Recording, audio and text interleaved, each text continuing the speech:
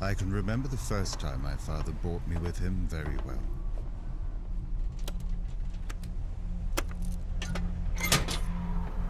I felt too young and too seasick.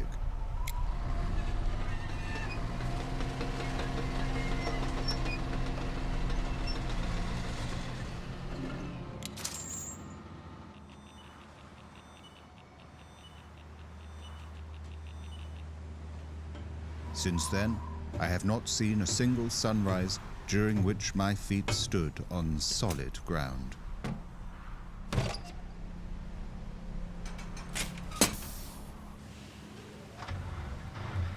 One can trust the ocean. It does not change. I have read that at some point in time, humans swam in it. And when the ship still sailed the seas, the ocean and sky were supposedly blue.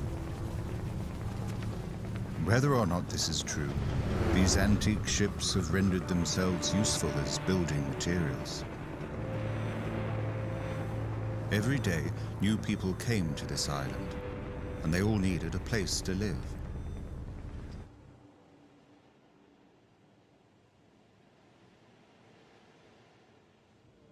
When the government did step up to the plate, the turbulent years were put behind us. My family welcomed the government's intervention. Too much competition all the time is not good for running a business. Though none of these land rats ever really posed a threat. Besides experience, we do have the better equipment. This ship had been built by my ancestors. Only every once in a while do I have to replace worn-out parts. Although the fat swallow is even older than it appears to be, everything is synchronized and still functions perfectly. At least most of the time.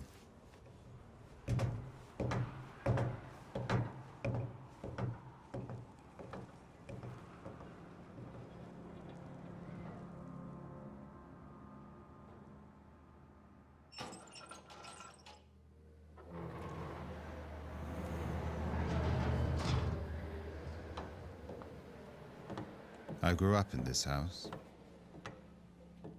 My wife always wanted a bigger house, but what for? Everything you need is right here.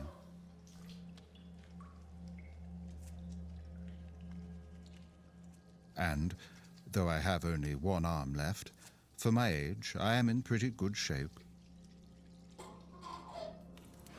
Unfortunately, I have to rely on canned goods.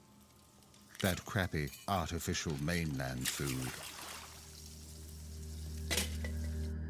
As already mentioned, I really am in good shape, though my hunting days are over. It would be borderline crazy to go hunting all by myself. Back in the day, we made a fortune hunting. The mainland's demand for fresh meat was hard to fill. Sometimes we took one out of the sea every day. This one here was my largest catch. Must have been almost 50 meters long. We had to spear him with 5 harpoons just to slow him down. He pulled my friend's ship under the sea.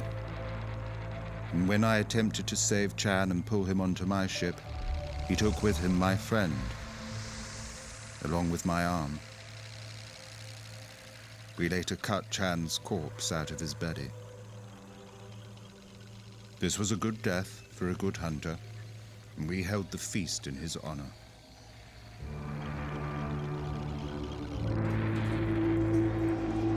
The entire island vibrated with life.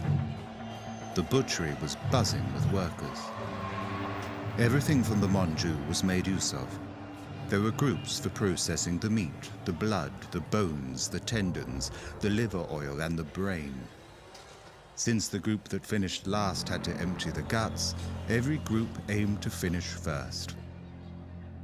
From afar, all these people looked like flies on a cadaver.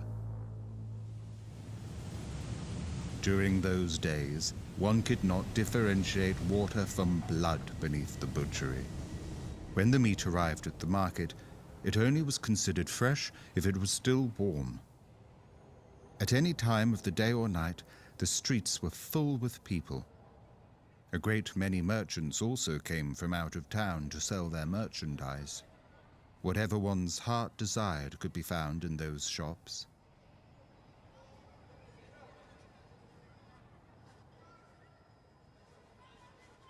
I miss those times. There was never a quiet moment.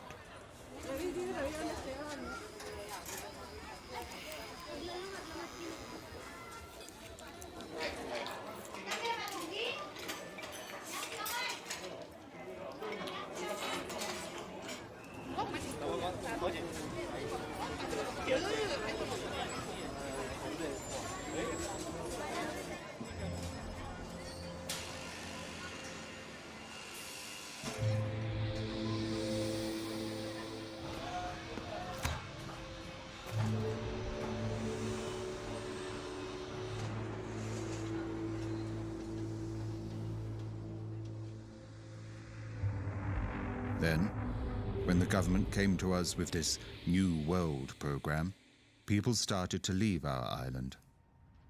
More and more people left and tried to secure themselves a space on those ferries. If my wife was still alive, I would have left as well.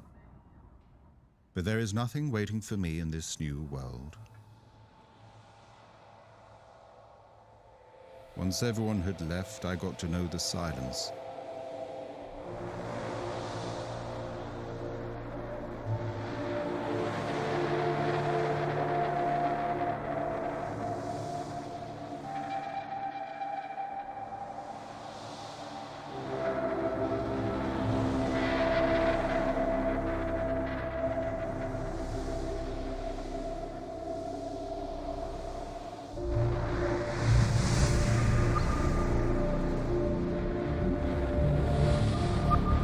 My only companions now are the Monjus.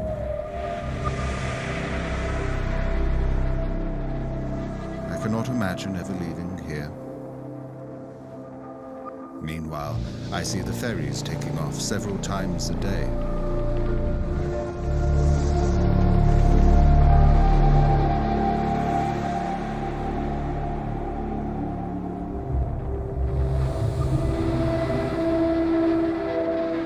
I really hope they're going to be happy up there.